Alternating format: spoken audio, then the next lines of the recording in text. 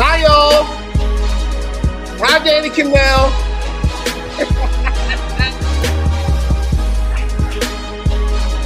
Anything happened in Tallahassee today? Anything? Good evening, everybody. Welcome to In the Circle After Dark. I am one of your hosts, the voice of the A-Sun champion, Stetson Hatters, the only team to knock off a national seed so far today. Somewhere in the shades. Yes, here I am. I am Victor Anderson. Eric Lopez is taking care of some business, so he will join us in just a few moments. Plenty to get to today.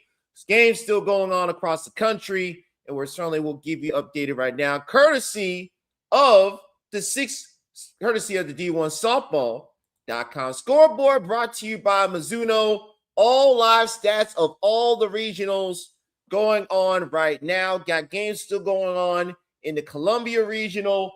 USF and Washington, they're tied at 1-1.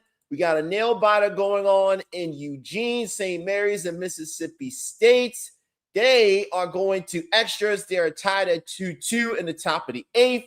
Indiana, Virginia, they are in a slugfest right now in Knoxville, Indiana, up 7-5 in the 4th. And they will be getting underway in Los Angeles shortly, and of course, Oregon and Idaho State will have to wait until after St. Mary's and Mississippi State takes care of business. South Carolina softball, Randy seeing his Gamecocks win late 7-4 as they knock off Cal State Fullerton. So looking forward to seeing all the action later on this evening. Of course, go to D1Softball.com. Your home for the postseason on the road to the Women's College World Series. Use promo code SEASON26 to get 25% off any subscription to D1Softball.com. Great articles from a D1 softball team. Brian Pocky with a great article about Stetson's upset versus Florida State. We'll get to that in just a few minutes. And of course, UCF needing a nail biter, needed an RBI single with 2 outs from Beth Damon in the bottom of the 7th to force extra innings versus Jacksonville State. Eric will share his thoughts on what he saw in Tallahassee today, as well as what we saw throughout the country as well. And we'll get your thoughts on what you saw during this opening day of the NCAA tournament. Again, go to D1Softball.com. Use code SEASON26 to get 25% off of your annual subscription. As always, In the Circle on D1 Softball is powered by 643, the premier home of women's fast pitch. Go to SIXFOUR, the number 3, to get started and to find out how you can get the next 643 facility in your area. Of course, another banner month for us here in the Circle, where we are a top 10 podcast on Good Pods. So we thank all of you for your listenership, for your downloads, for your continued support of the first and original softball podcast in college softball. Everybody replicates us, and we are honored and humbled that they do. But as you know, as Oklahoma fans like to say, there is only one, and that is In the Circle. So let's check out some of the chat, see what we got going on. Hey, you got Glenn Warshaw, Boomer Sooner. Needless to say, Kendall Wells has breaking out of that slump. Hit her 37th home run on the season, one behind Megan Grant. Megan Grant will get underway in about half an hour in Westwood as UCLA will start their tournament run versus Cal Baptist in the 1-4 matchup there. Charles Todd Sullivan. Oh boy, I know I have a feeling people are going to be talking about this one. FSU did all that complaining about their seeding and then got pushed around by Stetson. Eric Lopez got to see that game up close and in person. He'll talk about that game in just a few moments. He also said, didn't think Nebraska or Tennessee looked great even though they won. Hey, give credit to Northern Kentucky and South Dakota. They played very clean softball. Northern Kentucky took the lead, and then Tennessee got the big home run to give themselves the lead. Tennessee ran away. And then South Dakota led Nebraska late. Nebraska got 2 runs in the 5th, got 2 in the 6th, and pulled away against the Coyotes 4-1 to win that game in Lincoln. But I think the game of the day, and y'all can correct me if I'm wrong here, what happened in Norman after OU took care of business versus Binghamton, Kansas and Michigan? You want to talk about phenomenal pitching on both sides. Kansas keeps the game tied on a home run robbery by Ava Mitchell, and then she's the one with the walk-off single to left field in the 8th inning the Kansas to 1-0 lead to settle the winners bracket showdown versus the former Big Ten foes, Oklahoma versus Kansas. I don't know if Baker Mayfield will be out exchanging the lineup cards, and will hopefully get shaking the hand of one Jennifer McFalls. And ladies and gentlemen, he is situated himself. We cannot confirm or deny if he has picked up Bojangles or Whataburger from the Tallahassee hotel, but he joins us right now. He got to see the biggest upset in the tournament so far. Of course, we're talking about Mr. Eric Lopez joining us from the headquarters in Tallahassee. Eric, how are you on this Friday evening, sir? And Eric Lopez is stunned. I'm good. You're a little choppy, so I don't know if that's on your end or not. Well, we are loud and clear, my friend. You hear me now? Good, sir. Yeah, we can hear you. We all hear you loud and clear, Mr. Lopez. I think your internet was just as choppy as a Florida State's defense against Stetson today. So let's talk about it. What you saw in Tallahassee? They didn't. Stetson's hitting was okay. Timeout. Timeout.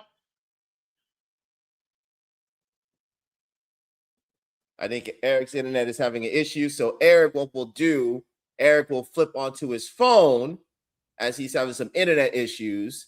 And ladies and gentlemen, I want to talk to everybody. We recorded Thursday's episode when Eric was in Tallahassee and the internet was fine with him. I don't know what happens tonight, just less than 36 hours later. But Eric, we're going to drop him off for now. He will rejoin us in just a minute because, again, hotel Wi-Fi letting him down. Charles, it's not real good. Not real good for Mr. Lopez right now. But while we wait for Mr. Lopez to resettle himself, let's take a look at the D1 softball scoreboard here. And we'll get Mr. Lopez back in the proper positioning in just a moment. Of course, the D1 softball scoreboard will give you all the action and all the updated scores throughout the road to the Women's College World Series. I'm taking care of some things for Mr. Lopez. So, again, this is the beauty of doing a live show, ladies and gentlemen. You get to see us work out the kinks on the fly. And I think we got Eric back. We will have to see if that's the case, or if his internet's still going to be acting stupid. But nonetheless, let's take a look at some of the scores of games going on right now. We're going to get Eric back in just a moment. Hopefully his internet will be working perfectly. So let's take a look at some of the scores going on right now. We said 2-2, St. Mary's and Mississippi State. St. Mary's jumped out to a 2-0 lead in the first inning off of Paige Gould, but the Bulldogs scrapped back. They're tied at 2-2 to go into extra innings in Eugene. USF and Washington, we kind of figured out would be a pitcher stool, and it's lived up to that billing so far. They're 1-1 there in the bottom of the fifth in Fayetteville. Indiana and Virginia, back and forth slugfest. The Hoosiers with the lead 7-5. They're in the bottom of the fifth there in Knoxville. And, of course, UCLA and Cal Baptist. That game will be starting about 10:30-ish over at Los Angeles in that regional. And, of course, Oregon and Idaho State will definitely be the last game of the night. So needless to say, we won't have to worry about that, at least for the time being. Anyway, but let's get Eric Lopez back in here. Hopefully he has better issues with the internet. Eric, are you much better now, sir? I hope so. What about now? Yes, much better. Much better. Much better. Charles was worried about your internet for a couple of minutes. The Wi-Fi was letting you down there, sir. But let's go ahead and all jokes aside, all wigs aside, you were there at John Graff Field today, where you saw Stetson knock off Florida State 7-3, and I was kind of watching it from afar, keeping track of things. You got to see it up close and in person. Your thoughts on what Stetson did and why Florida State struggled against that Stetson offense today? Stetson can hit. I mean, we've said it all year. I don't know why. I don't think that's a surprise to me. I mean, we said this on the podcast. This is the only regional here in Tallahassee that has all four teams in the top 70. And the truth is, the Stetson Hatters are a 3 seed that's dressed up as a 4 seed to bust Tallahassee. That's what it is.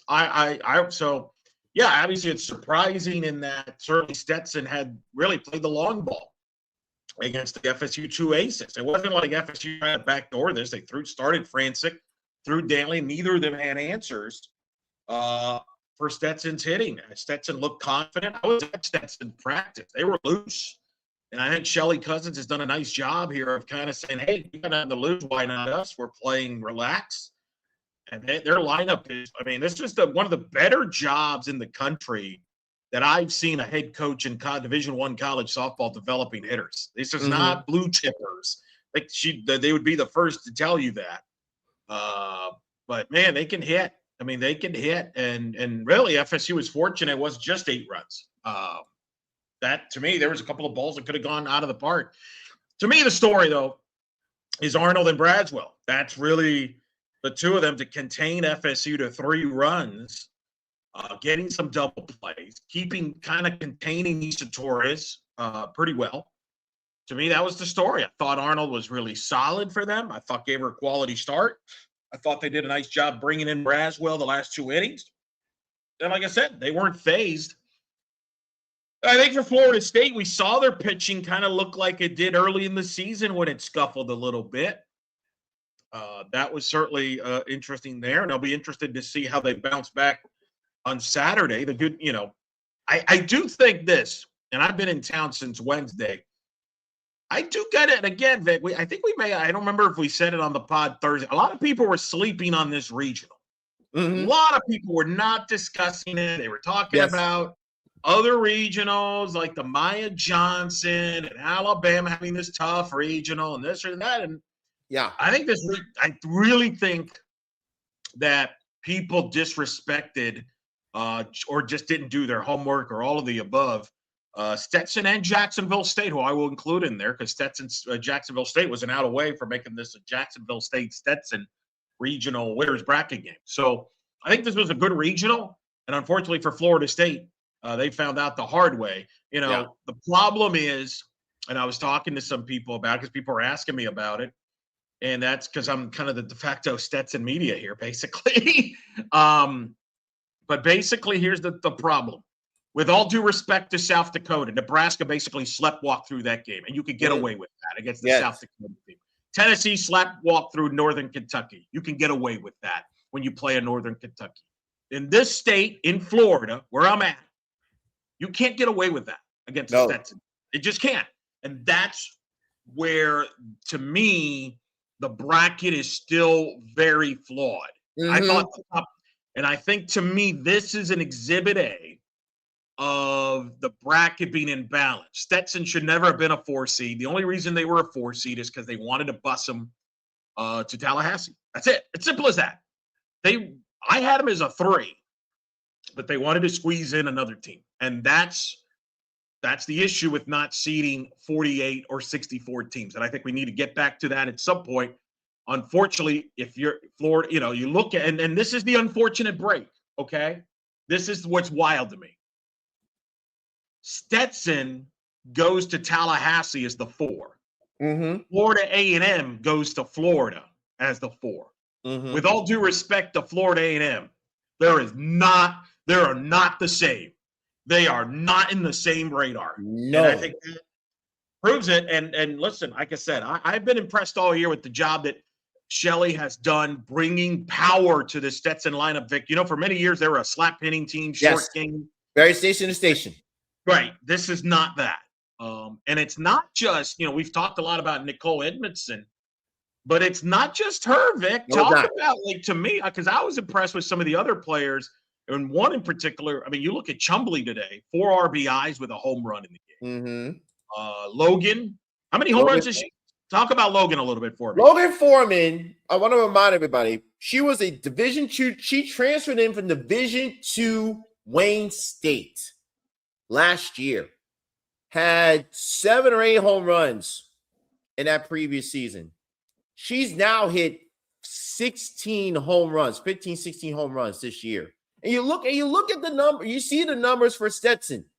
And this is what Coach Cousins was hoping for when she put Edmonston at the top of the lineup. She was looking for everyone else the McLarens, the Garcias, the Chumleys, the Logan Formans to produce. And you look at those numbers from the 2 through 5 portion of the lineup, they produced 7 of the 12 Stetson hits, scored half of their runs, drove in all 8 of their runs, 4 of them by Chumley, including a big home run in the 4th inning for all intents and purposes, put the game out of reach for Stetson in that 4th inning to give them the 7-3 lead. And the biggest thing, Eric, was this. Stetson jumped ahead of Florida State early thanks to that Logan Foreman 2-run home run to put them ahead 2-0. That, if it's a regular team, that wakes them up. But as you reference, Stetson is a 3 seed dressed up as a 4 seed. And your bracketology had them as a 3, ironically enough, in Tallahassee, no less. But now if you're Florida State, you have to beat Jacksonville State, which is not going to be a cakewalk, just to survive and play whoever loses Stetson versus UCF tomorrow night for your season. And then you have to turn around and win twice on Sunday just to make it to Super Regionals. Now, we've seen it done before, but as we talked about earlier, do you trust Florida State with any arm that is not the ACC Pitcher of the Year?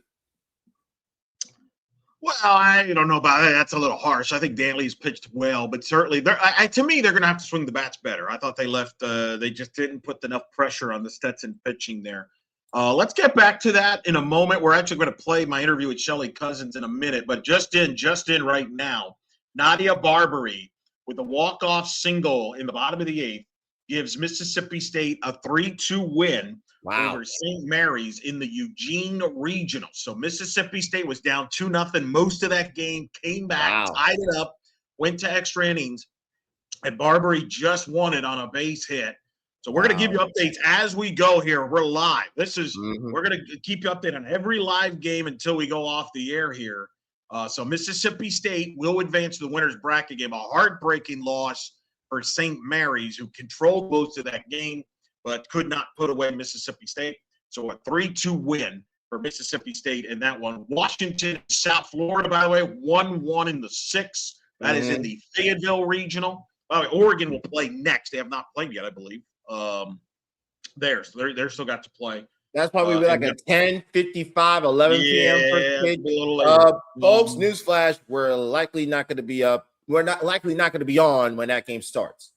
Just hate to break it to you. Right. But yeah, so that's a big win for Mississippi State to find a way there to win that game against St. Mary's. Washington, South Florida, as I mentioned, 1-1. I know South Carolina and Fullerton were in South Carolina had taken a 7-4 lead in that ball game. Yep, held on. And they held on to win. Okay, so that's final. But that's significant in Los Angeles. Certainly UCLA, Cal Baptist. We'll keep an eye on that. But listen, if you're UCF to an extent, Stetson, no matter what, would have to go on the road. But if you're UCF, you're kind of rooting for South Carolina to win that regional, because if UCF wins this regional and South Carolina wins that regional, then we have a super in Orlando. Eric, be fortunate you're actually in playing in a winner's bracket on tomorrow. Considering that was a wild game. That was amazing. UCF, you aforementioned there, with 2-1 win in 8 innings over Jacksonville State. Woof! I mean, that was old school softball. A lot of plays. Moore, the freshman CUSA Pitcher of the Year, as advertised for Jacksonville State, did a great job against the UCF lineup, mixing her speeds, mixing her locations. I thought she was fantastic in the game. Kaiser hit a solo home run in the 2nd inning for Jacksonville State. What a 1-0 lead. That was off Torrey Payne. Knight's going more of a by-committee approach starting-wise in this ball game. And they literally, Jacksonville State was down to or up 1-0, bottom of the 7th, no one on, 2 out, 2 strikes to Kendall Yarnell, who had not had a good at-bats in the entire game against Moorvik, gets a base hit, gets a down the line at third base for a double.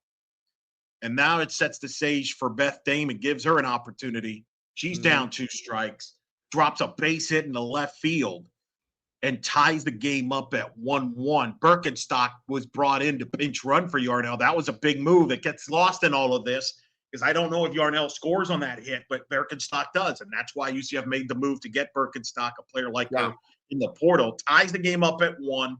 Isabella Vega comes in, shuts the door, and sets the table for UCF in the bottom of the 8th, where it got a little wacky. You have Humphreys with the infield hit, steals second. Now, the umpire, originally I think it was the second or third base umpire, calls her out. Okay. Coach Balmalone comes out, discusses with the umpires. The umpires then discuss among themselves. I found out in the post-game presser, by the way, all the press conferences are on our YouTube channel. In fact, we'll probably play some of that in this broadcast. We're certainly going to play the Stetson one, and we're going to play a little bit of the UCF one as well. Yes, we will. But the first base umpire overrules the umpire, says, no, the shortstop for Jacksonville State misses the tag. So then the umpire comes all the way to talk to Coach Bolin from Jacksonville State, explains that to her. Now, the one mistake the umpire did in all this, that you're supposed to, if you change the call, you're supposed to notify everybody, hey, because originally they said out. They never said, hey, turns out she's safe. So we're all guessing here at the press, like, what is going on?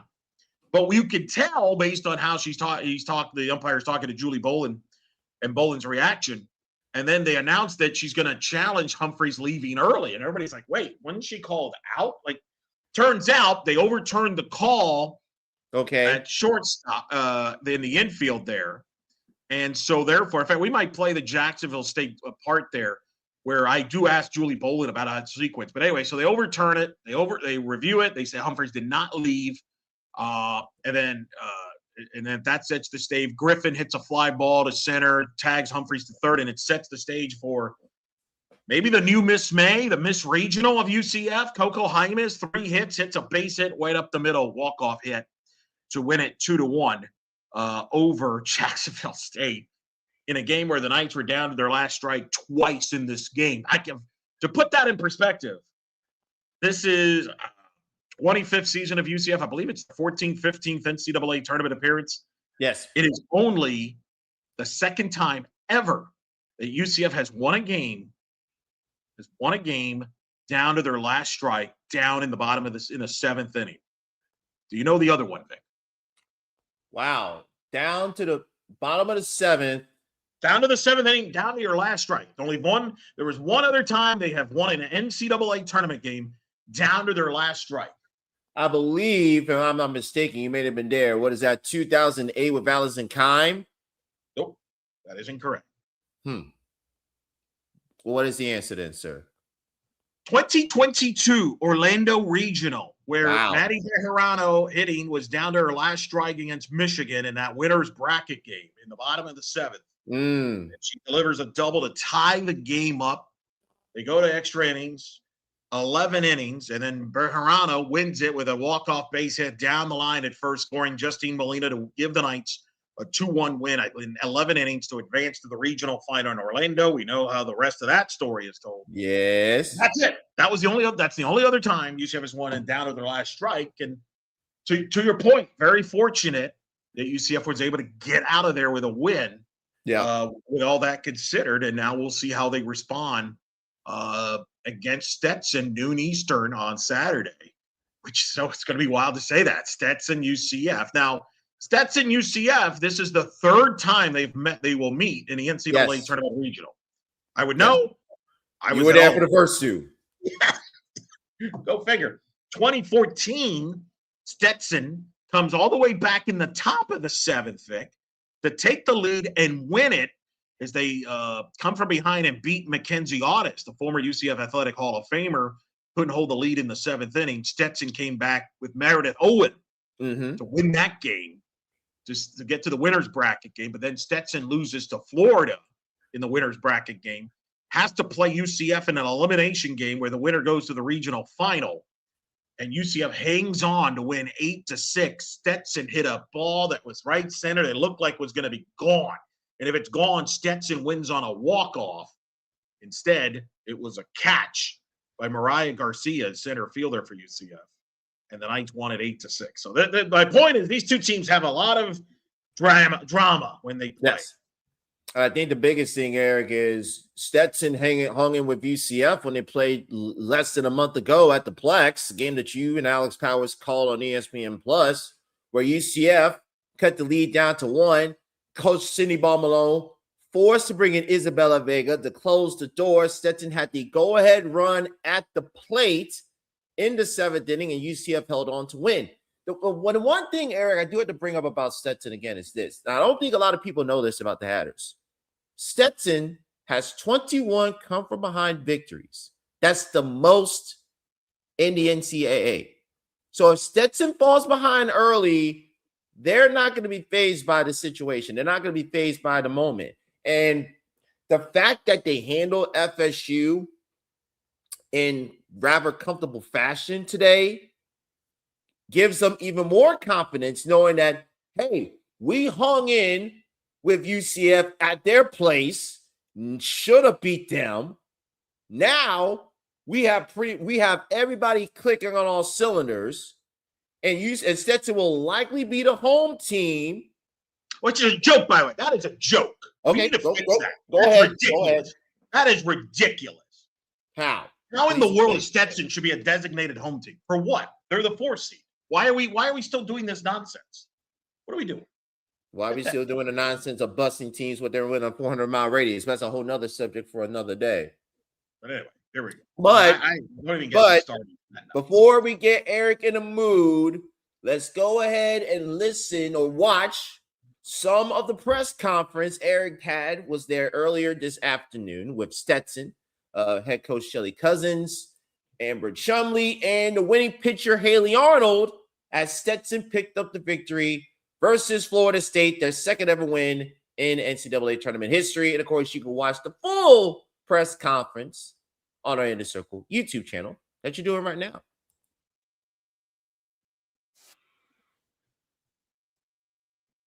And that's the number 9 team in the country.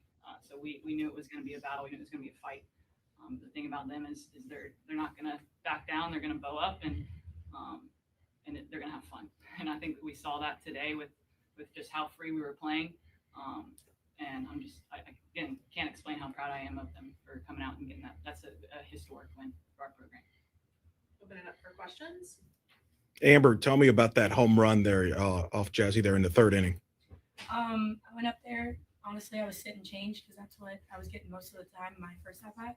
And I was just thinking base hit and just passed the bat, and then it went over. Haley, tell me how you felt out there going against that talented lineup there. You were able to contain them. What was working for you? Honestly, going into the game, like right before the game, I was a little nervous, and then I kind of talked to myself, and I was like, the plan has already been made. God already wrote it down, so why am I stressing? And I just went out there, and I was really carefree. I just wanted to attack the zone, honestly. Like, my goal was to attack and paint my corners and attack every batter because it's already written in the plan. So I was very peaceful, and, I mean, it's been working for me. That's how I was in the championship for ASUN. So it's been working well. Peace is the key. Amber, did the team get a boost there from Logan's home run there? That ball went far. Was that like a, whoa, hey, let's go type of moment? It was definitely crazy because it was kind of just the start to everything, honestly.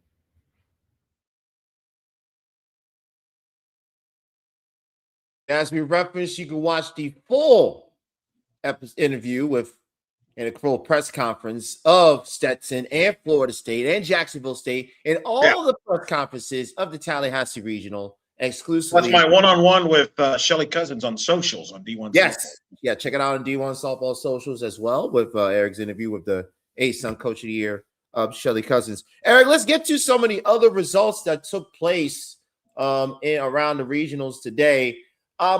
Nothing really stunning. I kind of referenced in the open, Kansas winning on a walk-off versus Michigan and Norman set up an Oklahoma, Kansas winners bracket matchup. Tennessee sleptwalk versus Northern Kentucky. We mentioned Nebraska sleptwalk versus South Dakota. Texas dominant over Wagner, Texas A&M. historic second inning versus UConn, 17-3. They scored 13 runs in the second inning, the most runs in any single inning in NCAA tournament history by Tricia Ford and company. I think the stunning one for me, UNC Greensboro. I told you, Eric, that I thought UNC Greensboro could make the regional final against Georgia, and they're off to a good start. They shut out Clemson 1-0, and now Clemson will have to fight for their season tomorrow versus Charleston, who gave Georgia some trouble early on before Georgia came back late. And of course, it always seems, Eric, that whenever we have someone on the podcast, the very next game, that they do something well, and lo and behold, it happens once again. Yeah, Sarah Gordon did her job there with the home run, and Georgia got past Charleston. That was a scrappy game, so it's a good win for the Bulldogs. They'll play Greensboro, and boy, again, you're right. Clemson it's just one of those years for the Tigers, and kind of scratching your head sometimes of what they're doing there for sure. But good win for Greensboro as the 3 seed, and again, that was a case where they actually seeded it correctly. I know. What a concept. So that's a big win there. We'll see what happens with that.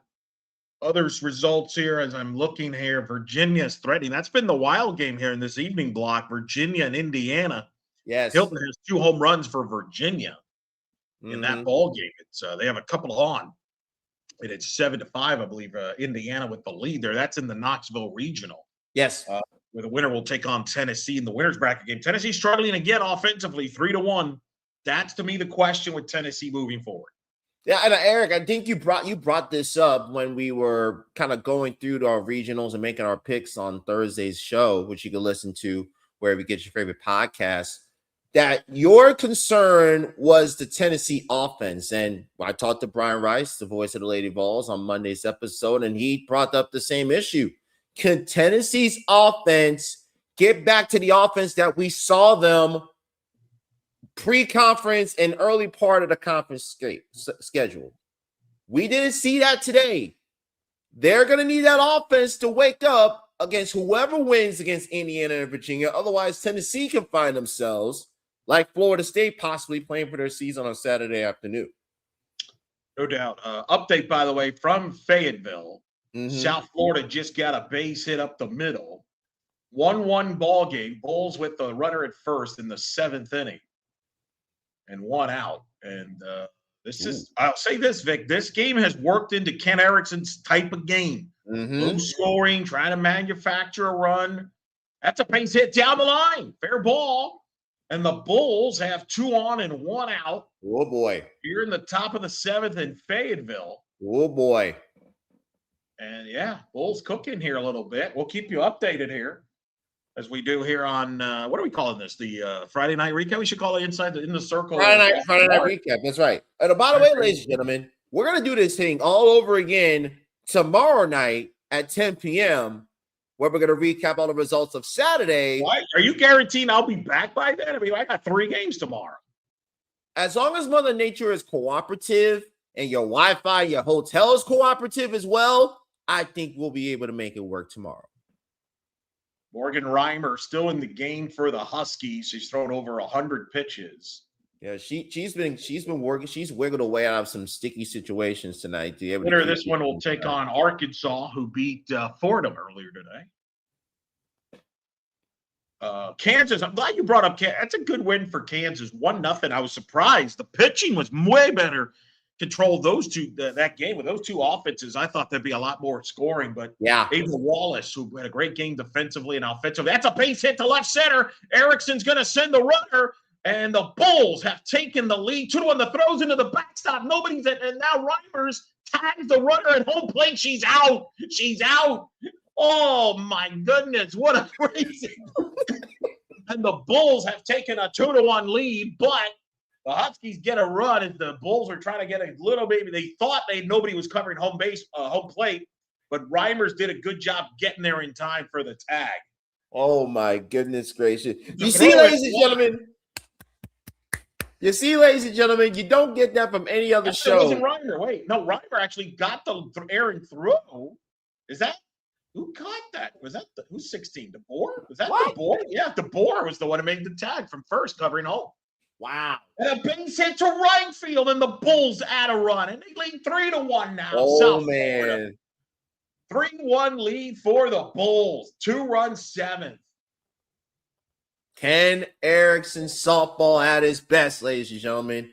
Keep it Mr. Arrow, close. I asked him in the press conference yesterday, what's the key to this weekend having success? And he's like, you know my answer. And I'm like, oh, I know, but I need to get it on the record. And he goes, and I quote, just score more runs than the other team. And right now, they have more runs than the other team. 2 more runs to be exact. And Reimer is out of the game for Washington as the Bulls have taken a 3-1 lead in this game. So we'll keep you updated on that. Texas Tech has beaten Marist 10-3 in a game that had some weather delays there.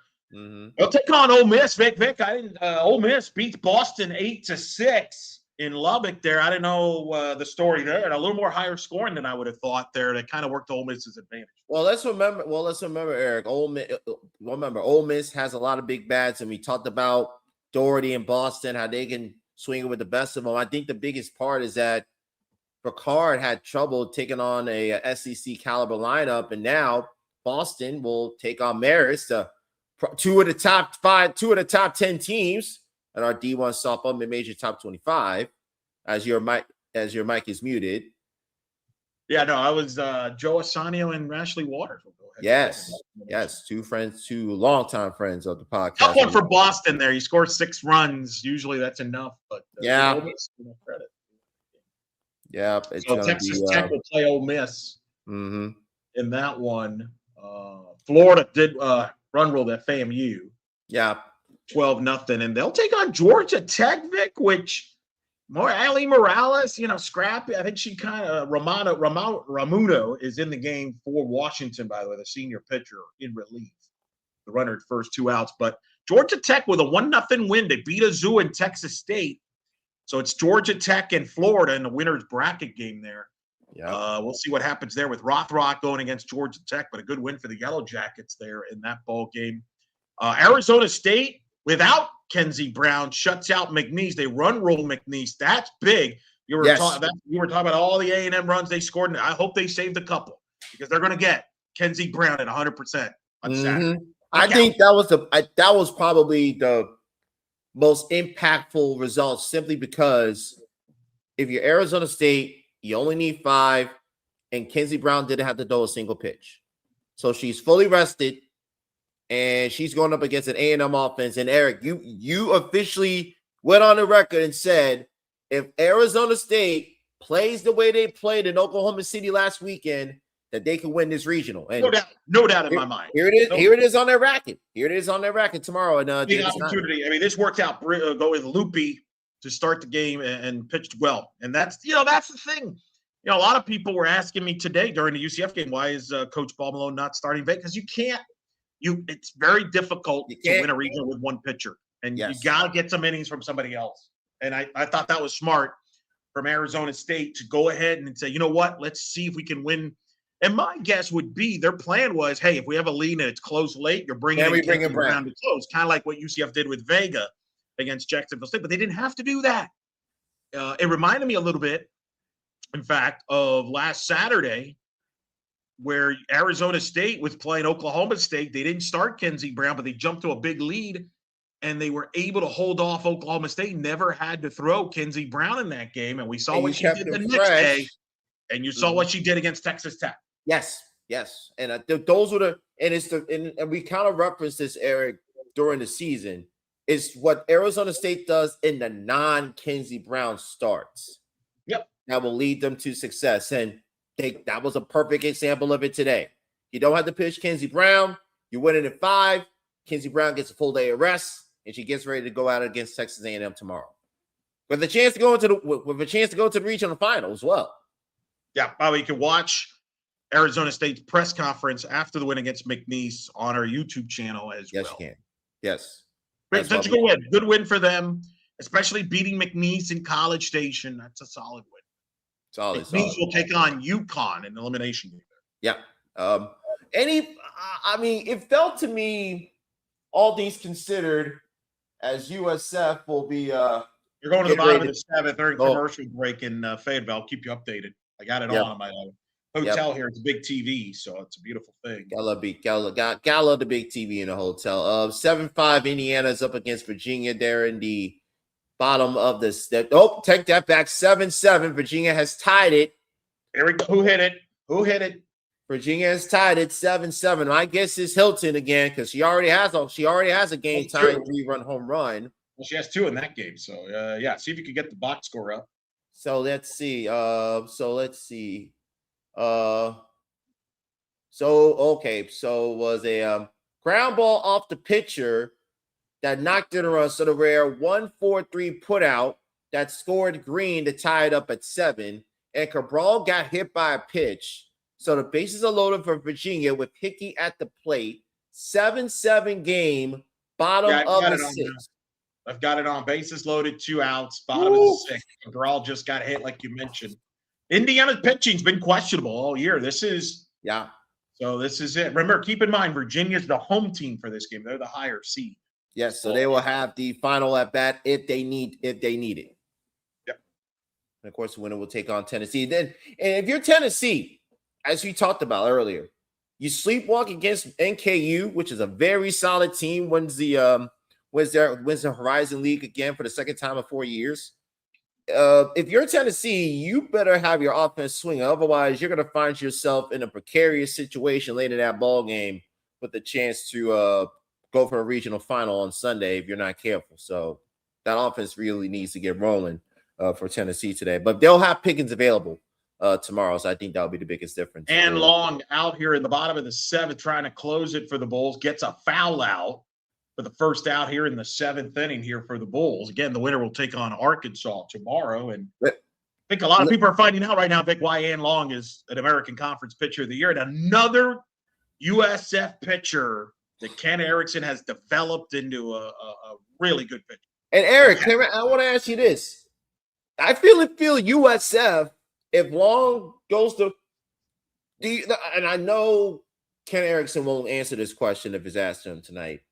Do you see Long going again tomorrow against Arkansas in the winner's bracket?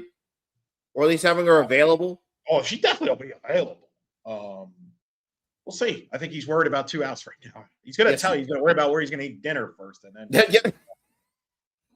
but 3-1 here in the Erickson so well. But yeah, very well. Too well.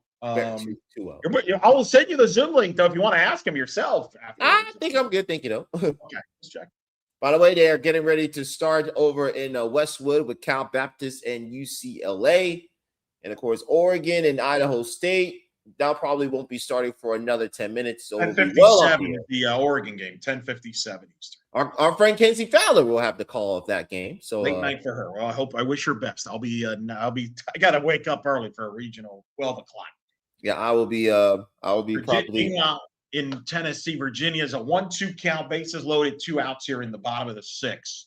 7-7, Virginia and Indiana. It's a good thing the ESPN doesn't have the NBA tonight because the NBA is a big of a blowout. Well, he ain't missed much. Cleveland once again gagging a 3-2 lead. It'll be Game 7 on Sunday in Detroit. Well, so we know there'll be one Game 7 on Sunday. How many Game 7s in softball will we have on Sunday remains to be seen. 2-2 the count. And that's in Knoxville. Knoxville, and that's outside, and it's full. 3-2 the count. I have the audio down for obvious reasons, so I don't know top of the matchup, who's hitting it, all that. It's number 17 for Virginia. And Erickson is going out to the circle to talk to Long. As you referenced, 2 outs there. USF ahead 3-1, trying to punch their ticket to tomorrow versus Arkansas. Slow ground ball to third. Is that foul? Foul ball. Elsewhere, Baton Rouge. Virginia Tech shuts out South Alabama 6-0. LSU took care of Akron, so it sets the stage for LSU and Virginia Tech winners bracket game Saturday in Baton Rouge. That'll be a tasty one there. Yes, it will. No real surprises there. You know, I'm surprised South Alabama didn't give as much fight, but Virginia Tech's offense was just too potent in that game, and that's why they were able to advance. So Baton Rouge, it went as we expected it would. Ball is short, throw to first, and Indiana's out of the inning. So 7-7 going to the 7th. Please go ahead and play your favorite a game of chance accordingly and responsibly for those who are UCLA Cal Baptist is underway. Bottom of the first, no score in that game. And the Bulls are an out away, as you mentioned, from victory in that game. Yeah, everywhere else kind of chalky, right? Like Alabama did what they had to do. I mean, the big one that everybody was focused on, Belmont beats Southeast Louisiana 2-0. Maya Johnson with the shutout, but we're going to find out a lot Saturday here. We will. Alabama and Belmont. Maya Johnson been very vocal about the confidence that they have. I think you have to, when you're in that situation. But remember, Vic, what I said on Monday, I was not going to be surprised if Belmont beat Southeast Louisiana in the first game. But if they doesn't, Southeast Louisiana will take on USC Upstate. But this is Belmont's shot. If you're going to win this region, you have to win Saturday. You have to win Saturday. Got to. Maya Johnson's not going to come back and pitch later Saturday and then pitch 2 more on Sunday. Got to win this one. Gotta have this one. Yeah, this is it. I'm assuming she'll be matched up with Drisky. She'll be matched up with Jocelyn Drisky. And somebody. By the way, two of the top 10 finalists for USA Softball Player of the Year going at it in the circle. Some might argue that could be your top 2 for pitcher of the year. Were they the only 2 in that top 10 list? That's a high fly ball center, and it's caught. And the Bulls defeat Washington Huskies 3-1. The final 3 runs, 11 hits, no errors for South Florida. 1 run, 7 hits, no errors for Washington. The Bulls will take on the Razorbacks. I can't believe I'm saying that.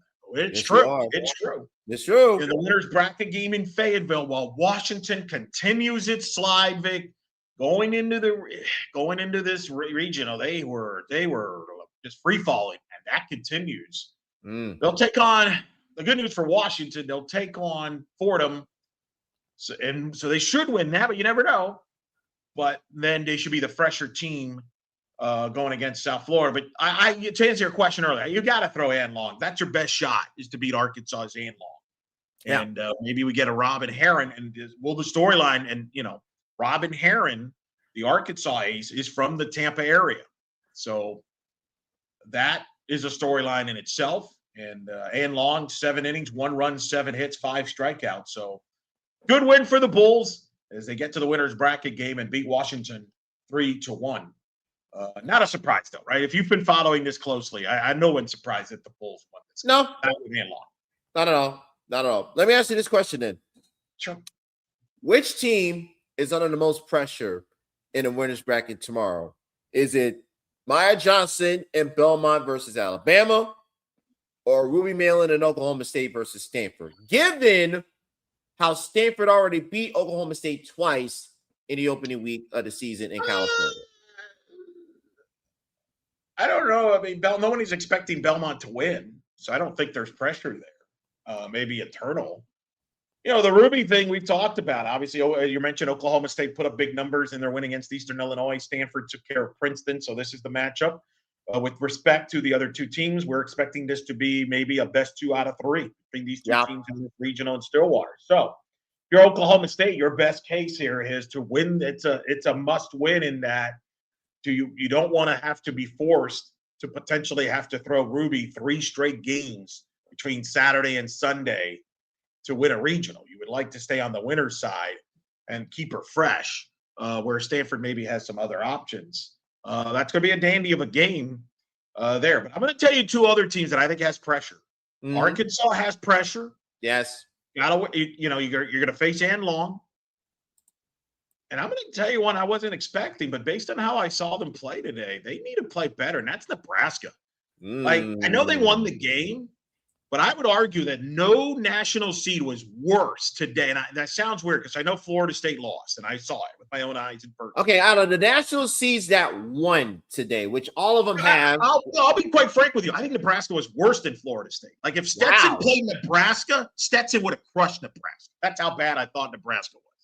I really thought they were. Now, maybe is it because of the pressure of the whole state playing at home and all the expectations? Was that and playing a 4 seed who, let's be honest, beat the second best team in the state in Omaha to win the Summit League title. Right. And you're thinking you could just throw out your uniforms, say that you're Nebraska, and expect them to crumble and get a nice, easy 8-run, 5-inning victory. So I'm curious to see now how they respond. They did respond in their credit and won the game. How do they look against Grand Canyon?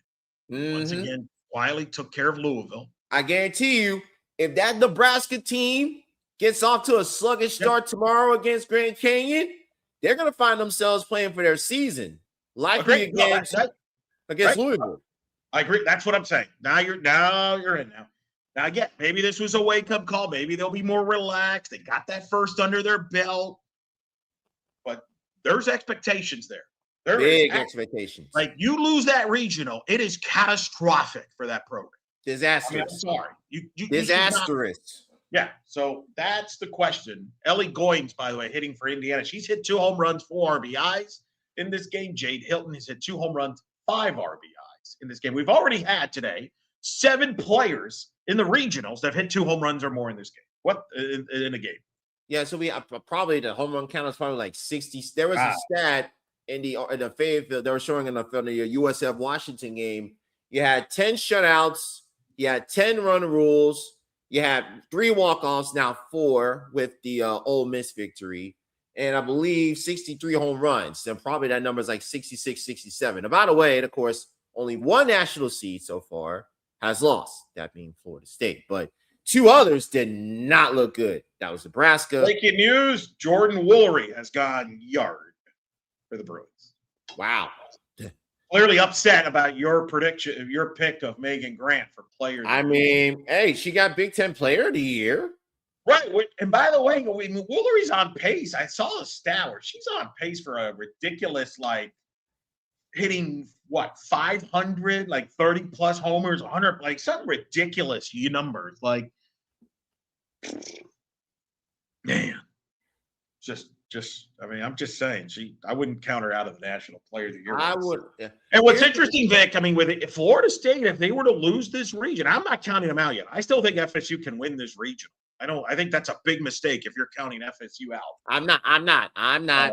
That's a big mistake. It's a tall mountain. Here's the thing. It's a tall mountain to climb.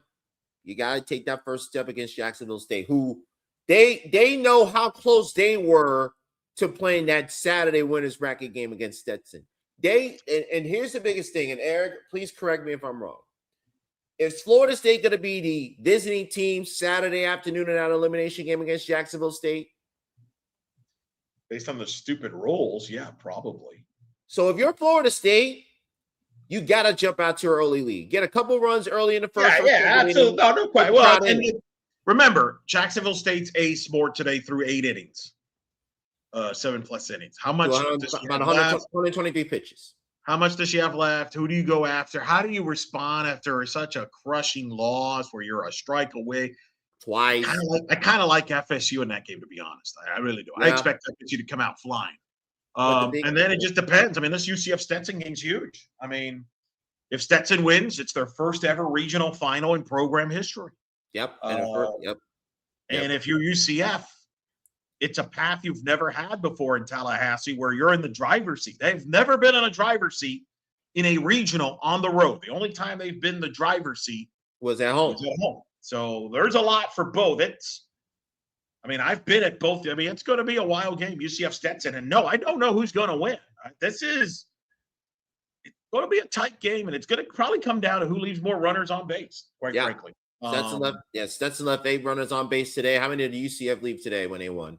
I lost track. Actually, I'll answer that question for you. UCF left 9 on base today. How many? Yeah, and almost cost them 2-0 UCLA. By the way, second inning against Cal Baptist. In that one, Tinsley pitching for the Bruins. Vic, interesting against Cal Baptist. I'm not surprised. Cal Baptist is a very strong lineup. Though is, boy, can she carry the load in a region? We'll see. Maybe with that offense. I mean, that's the thing, right? You're counting on that offense to score a bunch of runs, so she doesn't have to be great, right? You just have to get it. Just be okay. Let the offense carry you. That's wild. Indiana has a runner on, 2 outs here in the top of the 7th, 7-7 ball game. That's probably the game right now to watch. Indiana steals a base, though. That's what they like to do. They just stole second. Wisconsin beats Baylor in 9 innings, 2-1. That's the only loss of the day for a Big 12 school, by the way. Big 12 quietly 6-1 in that one. And that sets up, it guarantees it. Glenmore is going to be eliminated by Glenmore. Yes. You got the matchup you wanted. You got the matchup you wanted. Not sure Baylor wanted it, but yeah. Baylor and Wagner. Glenmore will be eliminated by Glenmore. Which is which? We'll find out. But that's the story there. Texas coasted, as you mentioned earlier, and Wisconsin wins in extra innings. Texas, Wisconsin is your winner bracket game there in Austin. Oklahoma did what they needed to do against Binghamton. They'll take on Kansas.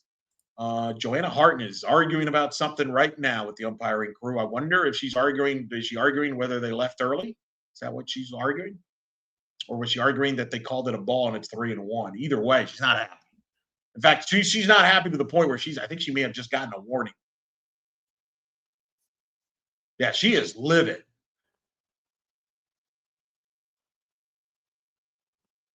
Yeah, she's livid that they called that a ball, and I don't blame her. That's a strike. That's embarrassing. That's embarrassing. But what else is new? I got to tell you something. Go ahead. If this is not the offseason that the umpiring is not addressed, then this sport has no hope. Just no hope. Just it's no hope. Because now I will say I thought the umpiring crew in this game in Tallahassee, I thought they did a good job. I mean, they forgot. I mean, he's a human being. He forgot the fact that he did the change call, but that's a strike, man. That should be a 2-2 count, not a 3-1 count. And people can poo-poo that all you want. That's a significant difference in a count. Yes. Because as a result, they got a foul ball, just missed that a home run. Wow.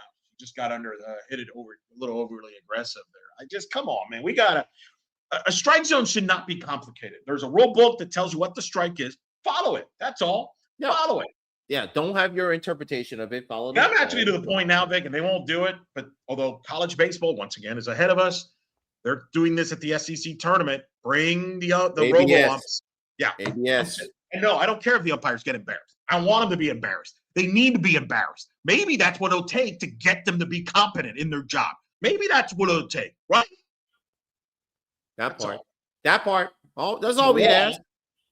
No, I'm sick of it. I'm not giving any defenses. Now, again, I'll give credit where credit is due. I thought some of the umpiring in this regional so far has been good. So I'm not going to suggest it's everybody. But that missed call just helped Indiana get a runner on base. And that could be the run that puts Indiana against. Nobody's going to talk about it because it's very. Now it's a hit by pitch. So bases loaded, 2 outs here in the 7th inning. So yeah, bases loaded with 2 outs here in Virginia and Indiana, 7-7. You can tell Joanna Hart's still upset, but they got to find a way to get an out. And look, I mean, let's be real. I know everybody likes offense, but the lack of the strike zone has clearly enhanced all these offensive numbers. Oh, absolutely. Like let's not kid. I believe there was a tweet that was posted last week going into the tournament where there was almost 1,600 more home runs hit this year than all of last year in total. And we're just entering regionals. And trust me, folks, it ain't just because of the equipment.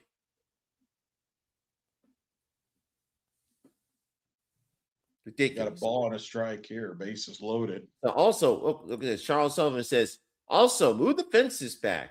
Well, wasn't that supposed to be some Cattleman at the plate for Indiana? She's 1 for 2 with a triple and a walk. By the way, go ahead. Wasn't there supposed to be some rule where the fences had to be at a minimum distance by 2027? Or did I miss that? Listen, the game's fine. We just call strikes normally.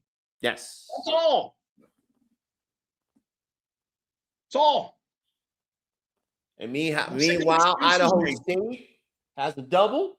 They're in business in Eugene versus the Ducks, or Idaho State in their first ever. I mean, Oregon's a weird team. You don't know what team you're getting from a week to. I mean, they beat UCLA 2 out of 3, but then they lose to Wisconsin. Basically, got Wisconsin into the field. So. Yep. Also lost to Purdue. Right. In the game of the series. And honestly, could have lost the series if not for a 7th-inning comeback. And if that result is different, Purdue There's a probably strikeout, so Virginia gets out of it, and we head to the bottom of the 7th, all tied at 7. I'm sure Joanna Harden will still have a few words for the umpires going in during the commercial break. That's a big strikeout there going to the extra bottom of the 7th here. 7-7 in Knoxville. Is there a regional we haven't touched on? I think we kind of touched on I think we touched on the significant results. Right, we touched on Alabama, Belmont. I still like Alabama. Belmont, how they're going to score against Bama. I mean, they're obviously clearly Belmont has to win a 1-0 type game with Maya Johnson dominating. I would not count Southeast Louisiana out as far as making the regional final there. Yeah, they're capable. Texas should coast there. And, to me, I think everybody would agree that's kind of a blah regional to this point. OU should take care of business, but again, that's a good win for Kansas. Big win. I've been to the tournament since 2015, but OU is the team there. Would not surprise me, by the way, if Michigan backdoor gets into the regional final there. Nebraska. I mean, I agree with you. The Grand Canyon, the way interesting, and you're right. The loser of that winner's bracket game's got a tough draw to play Louisville. Now, if I remember correctly, I think you took Grand Canyon, I took Louisville, and I think the reason I took Louisville is because of the backdoor theory. Yep, I took Grand Canyon. I got Grand Canyon. Grand Canyon for the same reason. But if Grand Canyon beats Nebraska, I don't have to worry about that. Yeah. Arkansas obviously took care of Fordham. USF beat Washington. Florida destroyed FAMU. Probably happy they got FAMU versus. That's my point. Like, what? Here's the other thing. Stetson and Florida played twice already this season. Stetson led in the mid innings against Florida. Florida had to come back and win that game 3-2 before Florida dominated in the rematch in the land, which is more known for the rocket launch that took place during the game or the actual game itself. So the committee, I could understand them why they sent Stetson as a 4, sent him as a 3, masquerading as a 4, and sent him to Tallahassee and put FAMU in Gainesville. I can understand that. By the way, the voice of the Lady Tigers, Patrick Wright. How you doing, my brother? SEC 12-0. It definitely means more. Yes. By the way, sir, you owe us a long overdue return to the podcast, sir. Well, your schedule allows, of course. But we'll get you Sunday night on my way back. Who knows? Well, okay, Eric. Sunday nights in Baton Rouge may be long because, as we know, death taxes and Game 7s in Baton Rouge. Those are usually some traditions. But let's see. Charles Sullivan says the fence thing for 2027 is a requirement for padded fences. Yeah, that's fine. Okay. I thought it was for distance and padded fences, but Tennessee obviously won their game. UCLA is underway right now.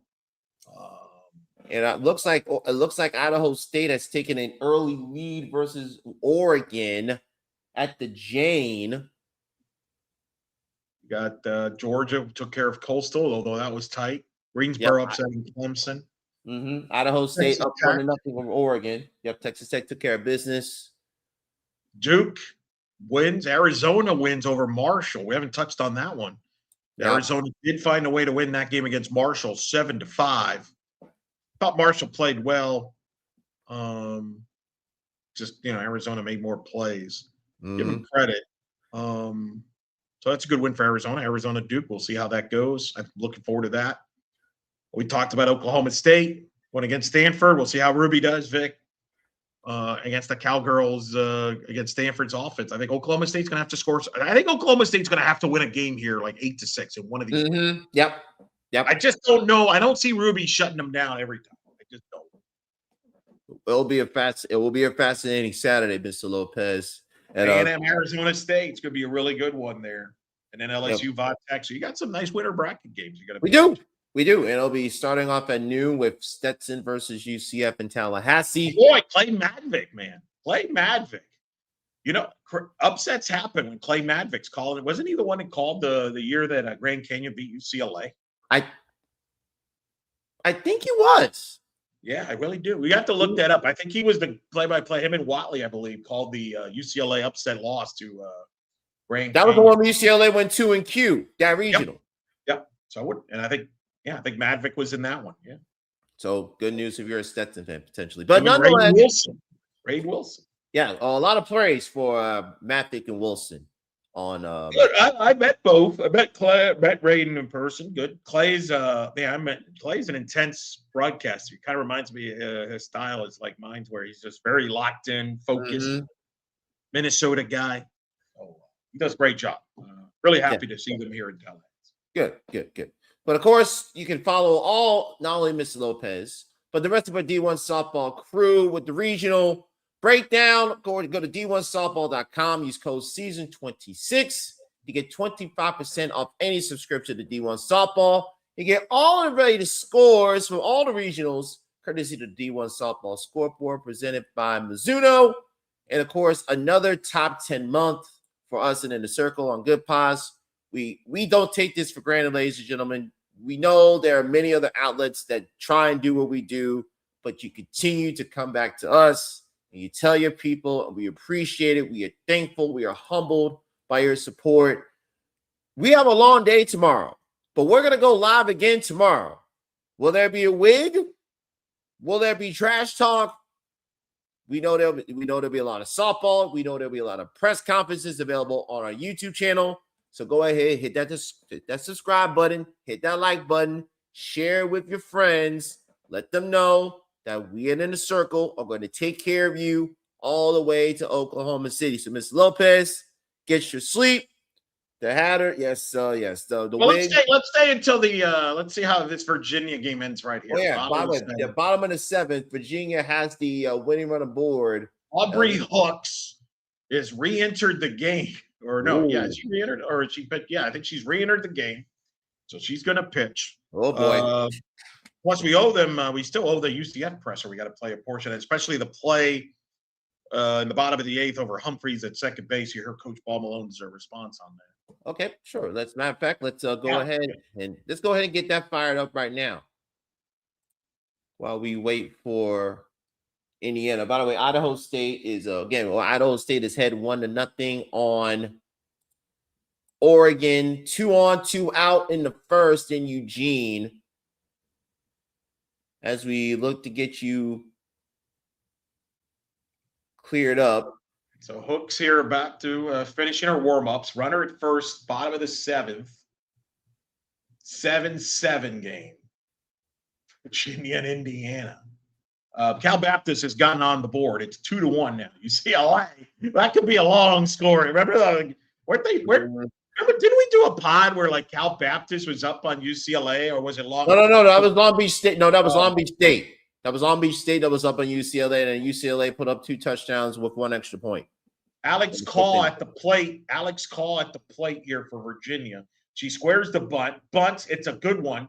Catcher thought about going to second, but will go to first instead. It's a sacrifice bunt. The winning run for Virginia now is at second base with 1 out here in the seventh. Oh boy. Told you we're gonna, All right, let's go ahead and play the UCF presser here. Yes. So here we are, ladies and gentlemen. This is the portion of the UCF press conference. So it's Cindy Ball Malone from Mr. Lopez, available here on our In the Circle YouTube channel, where we have all of our press conferences from the Tallahassee Regional and the rest of the other regionals as well. Such a fun game to be a part of from on both sides. I mean, Jacksonville State, solid team that just was really aggressive as well too. So, but it all came down to, dominant pitching, routine defense, and clutch hitting, and extremely proud of our team and our women for staying the course and solving the puzzle there at the end. Questions? Coco, or maybe I'll just call you Miss Regional, Miss May, however you prefer. 3 hits there, and then the game winner there to drive in the game-winning run. Take me through that at bat.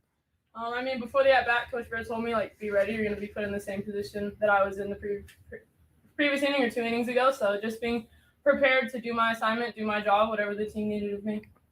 Beth, you obviously tied the game up. Take me through that bat there to drive in the run. I wanted to shout out Kendall first because I'm never put in that situation if she doesn't get on with the double. But I was just sitting that pitch.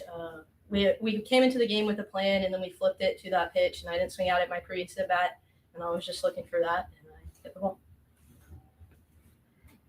Coach. Coach, talk about obviously the pitching staff. Clearly, will by committee. I thought Torrey Payne, fantastic there, and then as well as Elkins, and then Issa. Just talk about, was that the plan to go by committee?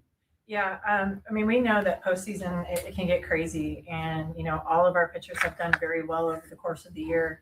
And I think if you study us, you're going to study some of those pitchers that maybe threw at the end, and so to steal some innings and outs as much as we can, and put pressure on them. So like instead of thinking it from a defensive standpoint, we're going to be offensive in the circle. And so in order to do that, making those changes, they can stay offensive with their stuff. Coach, get clarification there in that bottom half of the eighth where CC takes second. Originally they called out, but then there was conversation. Just take us through that. Yeah, it could be confusing because so I was going to originally call because I didn't see the tag. And so I was going to ask to view the tag. But before they view that, they come together. And the first base umpire saw that there was no tag from her view. So she overturned it. And then that's when Jacksonville State wanted to review if she left early or not. Thanks. Anybody on Zoom? Coach, when did you know that you were going to go by committee for this game? You're going to expose me a little bit. No, I mean, we always know that. And there's the press conference with Coach Sidney Ball Malone, and Eric, you're muted again, dude. Even when we're on a live stream, he has problems muting his microphone. Oh, that's because I'm swearing. What happened with Indiana and Virginia? We got 2 on, 2 out. There was a pop-up and then a walk.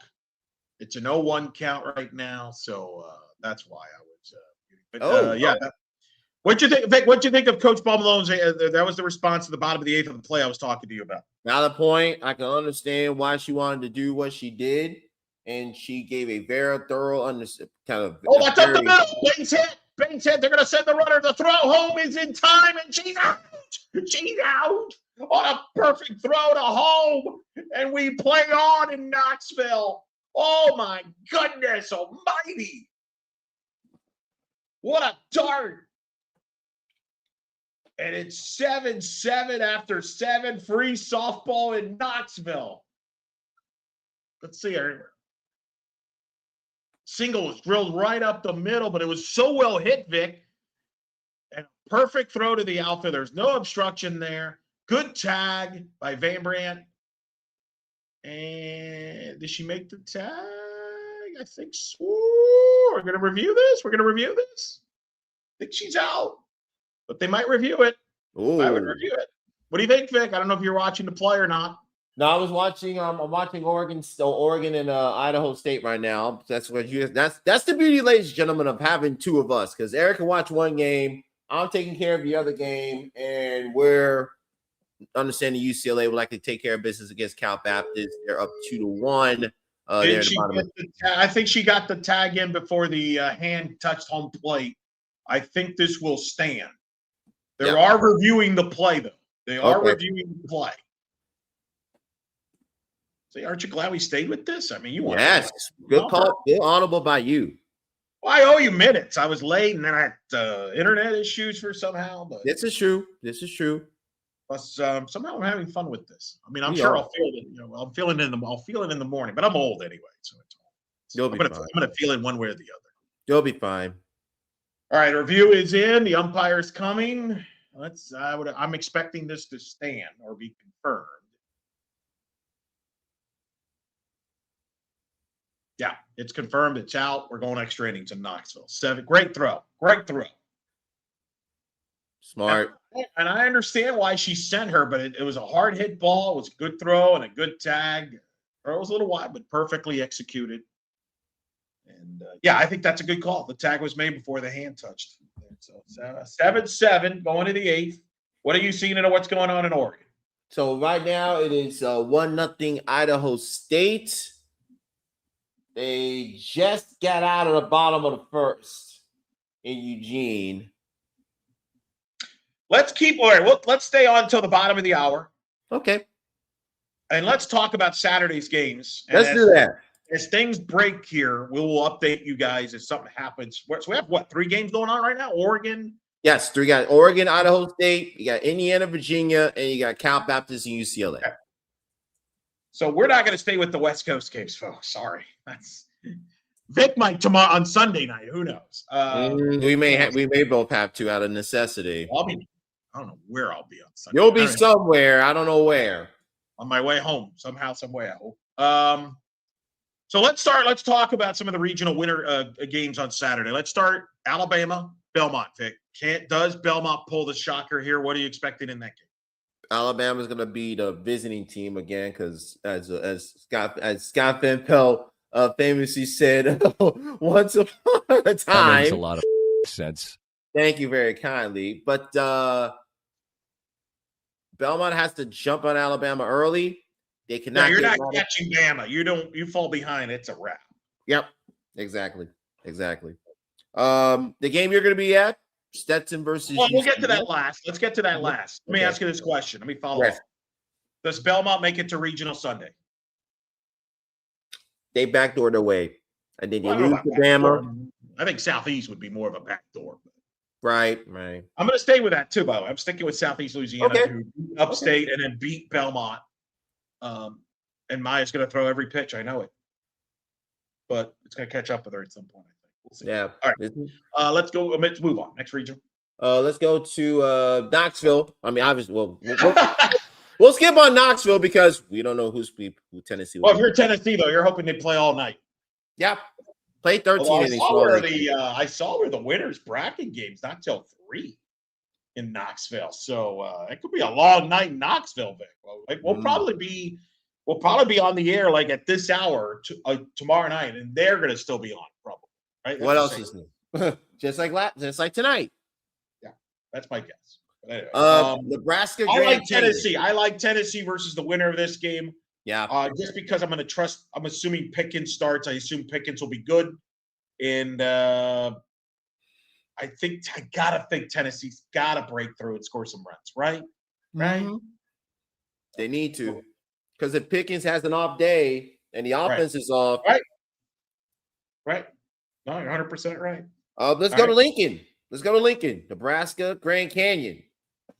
Nebraska. As much as I was critical about Nebraska, I expect them to play a lot better on Saturday and take care of Grand Canyon. Baton Rouge.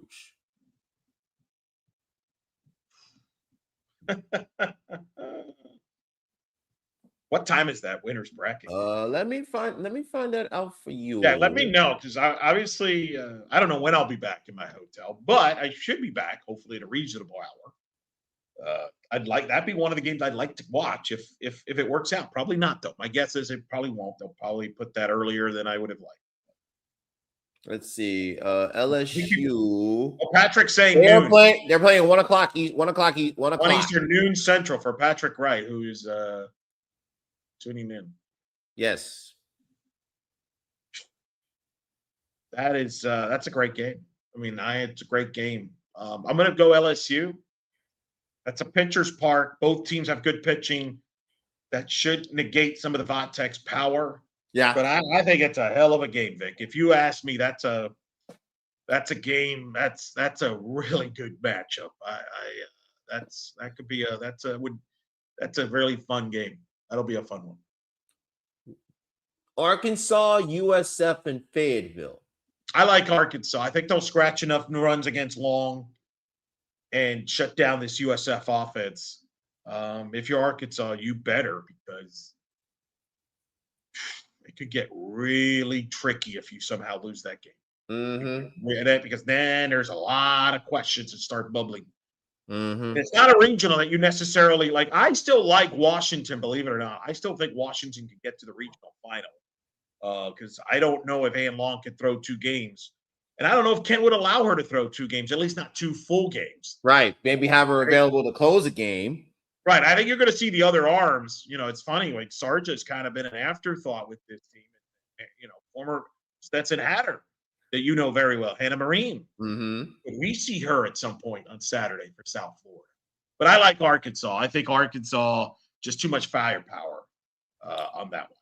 Very interesting. When we have a fan with a wig in Knoxville, a red wig. Have you noticed there? One of the funny thing is, ever since the whole Stetson wig thing has become popular, we're seeing Tennessee fans with wigs. We saw some of the Arkansas infielders with their mullets today. I mean, Trends are trends, buddy. Avery They Parker are. at the plate, by the way, for Indiana. No one on, 2 out, top of the 8th in a 7-7 game against Lane from Virginia. yeah. Lubbock, Ole Miss, Texas Tech. A lot of offense I expect in that game. I'm going with Tech. But I mean, Ole Miss will give them a game. I mean, Yeah. they're well coached. Mm-hmm. So I do, but I like Tech. I'm not gonna lie, I'm kind of rooting Vic for I'm actually conflicted here because I like both Joe Assanio and I like Ashley Waters. So that game is tricky for me. But I'm kind of rooting for Casey Ricard to extend her season another day. It'd be kind of cool if somehow they find a way to get to a regional final. And that I don't think they can win this regional, but if they can, let's say Texas Tech beats Ole Miss, let's say Boston beats Marist, which won't be easy, and then Casey throws and beats Ole Miss. That's a hell of a way to go out. Yeah, legendary career. Yeah. Maybe the greatest Boston Terrier, at least of this decade, and maybe among all time. But I'm selfish. I'll be honest. I'm kind of rooting for that one. I like Ricard. I got to know Ricard a little bit when they were here in Orlando in the regional. And obviously, I like Ashley. I think Ashley Waters done a magnificent job. So I'll be honest. I'm rooting for that. But will it happen? I have no idea. But I'm hoping that happens. I think that'd be kind of cool. And I think people are tired of Ole Miss, as we have seen by the comments from football coaches. Apparently, everybody's tired of Ole Miss. We're going to not even go down that messy road. We will pivot to a very intriguing regional. I feel Eugene, we don't know because Oregon's playing Idaho State. Well, I'm going to say this. Regardless, I mean, Mississippi State has the arms to contain Oregon. They have the arm. It's going to come down to the timely hitting for Mississippi State. Now, to their credit, it happened and late, but better than ever. Late, better than ever against St. Mary's. Taylor Smith, by the way, I misspoke earlier, is the pitcher for Virginia. She just struck out the Indiana hitter to take us to the bottom of the 8th. So Taylor Smith doing a nice job in relief for Virginia. Mississippi State, dare I say, a live dog. Get it? But no, I mean, I think I picked Oregon to win this, but I wouldn't be shocked if like Peja Gould pitched a good game on get him to the winner's bracket. I think that's going 7 one way or the other. Yep. We're just assuming. I don't. Yeah. Look, I'm assuming Oklahoma takes care of business against Kansas. Yeah. I think OU will probably name the score there. I think, because my concern with Kansas, even though they won the game today and 1-0, they earned it. Ava Wallace, the difference maker there, but I am surprised they didn't score off Michigan's pitching, which has been kind of suspect this year.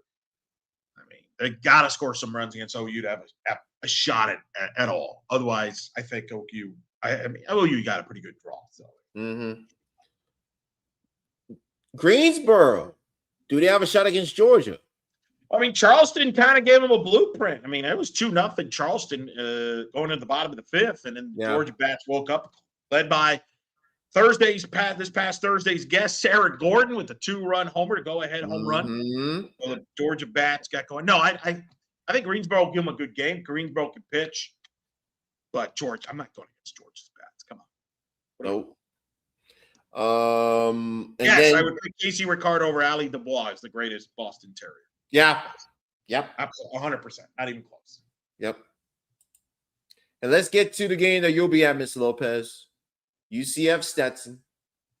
High noon. Play Matt Vic Rain Wilson. UCF on the doorstep twice of being knocked into the elimination game versus FSU. Stetson cruising comfortably against Florida State. Keys to the game for UCF if they want to play for the regional final Sunday. Well, I think the keys for both teams, Vic, hitting with runners on base. Runners Yes. in score position. To me, both teams are going to have opportunities to leave with runners on base. That was the case in Orlando. The difference was UCF was better in hitting in with runners on base. Stetson, I mean, if you look back at the box score of the game in Orlando, I think Stetson had like double-digit hits. They had like 10. Yeah, but they left a lot of runners on base. No, right. And I feel like this is that type of game. I think both sides. I'm really interested to see how the pitching is decided. Like Stetson threw both Arnold and Braswell, not just only today. They did it today, but they threw both of them against UCF in that game in Orlando. Mm-hmm. Vic, do you believe that both of them will again pitch? By the way, Brooke Mannon is now the new Indiana pitcher in the bottom of the 8th in that ball game. We'll keep you updated here, Virginia and Indiana. Do they go back to both, or do you think Temple has to give them some innings here? Does Temple's have to give them some innings? I think you have to, one way or the other on Saturday, don't you? Well, I'm going to the box score right now from that matchup to see how it broke down because I'm pretty confident all three Arnold of them. went 5, Braswell with the last 2, if I remember. Yes. So Braswell started the game against UCF. Yeah. She gave up 3 hits, 2 runs, and 3 innings. Temples came in for an inning. That's where UCF really got their lead. She gave up 3 hits, 3 runs, and an inning. And then Arnold came in, had 2 shutout innings, 2 walks, and a strikeout. And remember, that was the game Leonard Elkins got to start, held Stetson in check, but then Stetson got 2 runs in the 7th inning before Isabella Vega came in the 7th inning, shut the door. And Get it out, right? 1 out or 2 outs, something like that. Got outs and yeah. Well, and that's what's interesting. I don't think there's any secrets here. I mean, UCF knows Stetson's pitching. They've seen. Also, by the way, Stetson got the first. Stetson trailed 5-1 in that game, gave up 2 straight hits, and then Vega came in. Evanston walked, so Stetson had the bases loaded. Chumley grounded out to bring in a run to make it 5-2. David had a fly out, pop up to short, but it was far enough where it allowed Garcia to score to make it 5-3. Sure. And then Nadia English came to the plate as a potential tying run, and she struck out, and that's how UCF held on to win. Yeah, Vega wasn't sharp. Vega hasn't been sharp against Stetson the last 2 years. Does she get the ball here? Does she start? Does she come in relief? There's a walk lead off to Virginia here in the bottom of the 8th, by the way. We'll keep you updated on that. So I think there's some interesting pitching. UCF has seen all the Stetson pitchers. That's why, again, Vic, I keep going back to who hits better with runners on base, scoring position on base. Like tomorrow night, we'll look at the box score. One of the teams are probably going to leave 9. Both teams will probably leave a lot of runners on base, but one of them is going to have a higher hitting average with runners on base than the other. Long ball, I think, is a factor. I thought Stetson won the long ball game against FSU. Can UCF keep Stetson out of in the park? That will be interesting. Yes. UCF has more arms than Stetson available. Who does Coach Ball? So I would not be shocked if Coach Ball Malone goes by matchups. And I'll give you this other stat. Kendall Yarnell, Beth Damon, Sierra Humphreys, and Izzy Mertes. Or Mertes, as I found out today, is how you pronounce it, by the way. Huh? We'll figure it. Mispronouncing it all this time. I really have. Nobody speaks up anymore. Anyway, so I'll give you this stat, Vic, to watch as you're watching the game. Those players I just mentioned. Going into, I want to say the 6th or 7th inning, Aubrey Hooks is back in the game now. Yeah, Aubrey Hooks is back in the game for Indiana. Did she just got back in? What is this is okay. Okay, hold on. For those of you who listened to the Monday episode after we had Stanford and North Carolina with that wild 7th inning, with that pitcher who re-entered the game 3 separate times to pitch, that is what Shonda Stanton is bordering on right now. He really is. He's bringing Hooks Knoxville. back in with 1 out and nobody out. Oh my God! It's after dark, everybody. Weird things happen at the door. So I want to say was going through the first 6 innings, those hitters that have been the big run producers for UCF had 0 hits in this game against Jacksonville State. In the 7th inning on, they had I believe, 4 hits. Mm. My point is, ball down line foul. They have to hit. If they hit, they're going to score runs. If they don't, they're not going to. It's now Coco Jimenez is sort of an unsung hero. 3 hits, could get on Aubrey and all that, but those 4 that are the big run producers have to hit for UCF's offensively, because I don't believe that UCF will hold Stetson down. I don't think either team's going to hold anybody. I think this is a 6-4 type game, isn't it? Also, one other thing. Liner to center, it's caught. So 1 out in the 8th. Go ahead. Also, one other thing, Eric. Logan Foreman, who hit that home run to give Stetson the lead earlier against Florida State, she did not play against UCF. So keep that in mind. Yeah, and they're going to have to produce, because I don't think Edmondson will get too many pitches. Well, she didn't get much. She didn't get any pitches to hit today. You saw what Stetson did against Florida State. That ball's knocked down by the first baseman, who's racing to first, dives head first, gets the out. Runner to second now, 2 outs in the bottom of the 8th, Virginia. You know, the box scores suggest that, Vic, but boy, she hit some balls, man. She's got power, man. There was a ball that she barely hit, and it went to right, nearly out of here in the park. I mean, she's got power, man. She is, man. Woo-wee. Man, I mean, she could be the face of Stetson athletics here for the coming years. She is something to watch.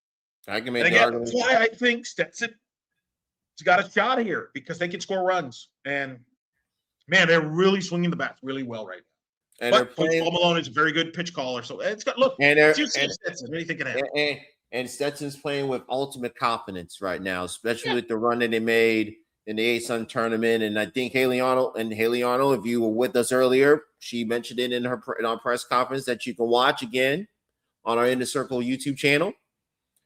She was pitching with confidence. She knew the game plan she was going to get from Coach Chambers, and she executed it. And look, no Stetson pitcher recorded a strikeout. But guess what? They held Florida State to only 3 runs, and they got the win. Yeah. All about the game plan.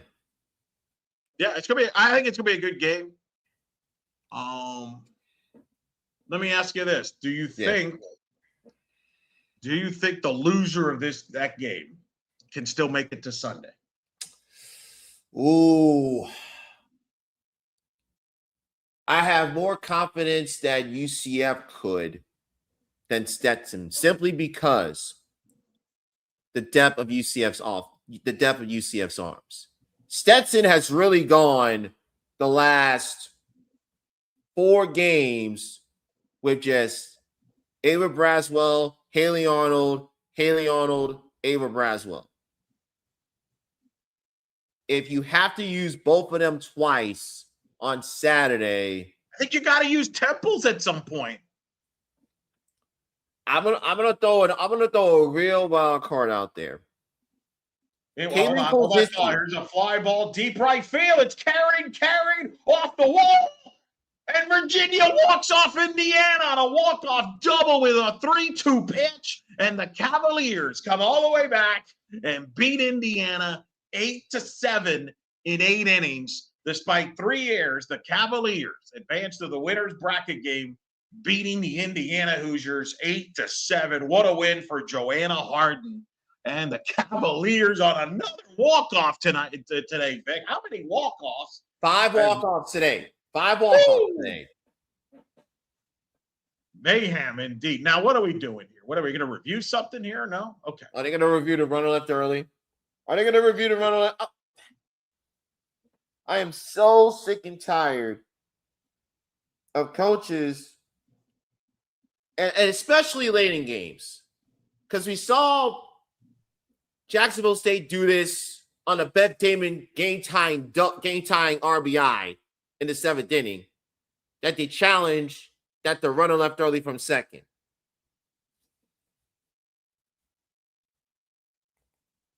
All right, no challenges. Virginia, by the way, that is their first walk-off win in NCAA tournament program history. Wow. How about that? Wow. Great win for Virginia. How many losses have Big Ten teams now have? I mean, I've lost a lot. What a lead. And they got another one down right now in Oregon. They're down 1-0 to Idaho State. They're in the bottom of the second at the Jane. UCLA woken up. They're now up 5-1 versus Cal Baptist. Oh, they are reviewing this. They are reviewing. What? What? Boy. Oh. Put me on mute. Uh-oh. Put you on mute. Okay, let me do that. Putting you on mute. Garcia with the 3-run home run for UCLA as they now have extended their lead over Cal Baptist. They're 5-1 in the bottom. All right, they finished the review. It's just confirmed. Okay. What the hell? See, I told you. Coaches, if it's a game time or game winning run, they're gonna want to review it. So yeah, it stands. Virginia wins. Ball hit to right center off the wall, and that was all she wrote. I think there were also some discussions because Virginia was celebrating on the field, and I think they were close to the Indiana players. I don't know if that also played a factor. Anyway, that's the story from Knoxville. So it'll be Virginia, Tennessee. Vic, we know the matchup now. What do you think? Yep. Look, it goes back to what we talked about earlier. Can Tennessee's offense show up? We know Pickens is going to be there, but if Pickens has an off game and the offense is scuffling, Virginia can get themselves to the regional final on Sunday easily. Especially with the way they've been hitting, tonight with Hilton with those 2 home runs and 5 RBIs. Yeah. It's right there. It's right there for Virginia. Can Tennessee's offense show up? Well, that's at 3:00, Tennessee and Virginia, the winner's bracket game. And we mentioned Oregon late night, UCLA late night. That's the 2 games now left. On that one, UCLA already up comfortably 5-1 in the early going. That feels like it's going to get ugly, right? But yep, it feels it's starting to get late early in Westwood. Which would set up. We haven't brought this up. That could set up UCLA, South Carolina again. The drama, after last year with everything that happened, the Mary Nutter game that you covered. Yeah. What are we expecting with these two? With the same crew that called a super regional last year in Courtney Lyle and Daniel Laurie. Deja vu all over again. We shall see. But you know what, Eric? We've been on long enough. You got an early morning tomorrow. We got an early morning tomorrow, but we're going to have another late night tomorrow night because, again, we will be live tomorrow night, 10 p.m. Eastern. Hopefully, Eric will be on time tomorrow night to recap everything we saw on Saturday and still going on Saturday. And also go to our In the Circle YouTube channel. You're on it right now. You might as well hit the subscribe button. You might as well turn on your notifications. All the press conferences from the Tallahassee Regional and other regionals will be available on our YouTube channel. We'll post the link available. And you know what? I'm just ending it on that. No, I'm just ending it. What was that? Great. What? Unmute your mic, number 1. What is that? GainStreetPies.com. Yeah, man, it's good pizza. Good pizza, man. Dessert. They make the dessert pizza. Look here, I'm going to tell you right now. Dessert pizza. Yeah, it's a cookies and cream pizza. Yeah. Do they have like an apple turnover like a pizza? Like a they might. They could. Yeah, it's a good place for if you like pizza there at all kinds. Think of it as Cece's. Remember, think of Cece's. Yes, I remember Cece's. Yes, I remember. Good job. It's a Tallahassee local establishment. Want to thank them there. That was a lot of fun there. So who knows? I'm going to be trying to bring food surprises from time to time. Well, we shall see what surprises are in store for us tomorrow as we dwindle down from 64 to 16. Thanks to all of you again for hanging out with us another late night in the Circle After Dark. Make sure, again, go to our YouTube channel, turn on your notifications, catch all the press conferences in Tallahassee, follow the great work from a D1 softball team with all 16 regionals being covered, and we will talk to you tomorrow night. He's Eric. I'm Victor. Top Podcast is out. Good night, Canada, and wherever you may be watching.